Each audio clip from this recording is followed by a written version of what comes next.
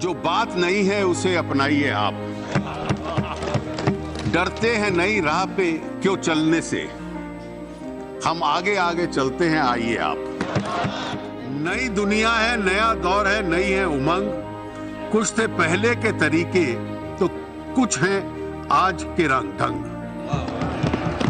रोशनी आके अंधेरों से जो टकराई है, काले धन को भी बदलना पड़ा आज अपना रंग। Emergency itself left a permanent scar on Indian politics. The whole institution of dynastic political parties started with the emergency. And that is one great aberration of emergency which has continued till today. And in that sense, the evolution of India from a normal democracy to a dynastic democracy, this whole process started actively with that phase. And that is still continued, and therefore people have even mentally reconciled to political parties which are controlled by individuals or controlled by a family here or there. I personally don't think it's now possible, with the kind of global opinion, probably a more independent Supreme Court, Article 21 being non-suspendable, to ever repeat that situation. But then that lesson has left an interesting tale.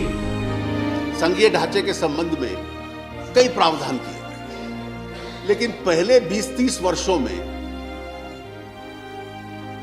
संघीय ढांचे का इतना महत्व है, ये बात समझी नहीं गई। क्योंकि उस वक्त लोगों को लगता था कि शायद देश की एकता बरकरार रखनी है, sovereignty and unity is to be preserved, और उसके लिए यूनिटरी स्टाइल शायद बेहतर होगा। मैं जिस विचारधारा से संबंध रखता हूं, मेरे भी नेताओं को उस वक्त शायद कभी यह विचार आता था, लेकिन जब वो खतरा टल गया और हर प्रांत के अंदर मैं अपने प्रांत को मजबूत करूं, अपने क्षेत्र को मजबूत करूं, यहां लोगों का विकास हो, तो federal feelings in India have become real India. When did we have coherent economic policies? When you had strong leadership. When the natural leader of the country was the natural leader of the government, at least he had to be a natural leader of the party. And that was one of the flaws in the governance model of 2004 to 14.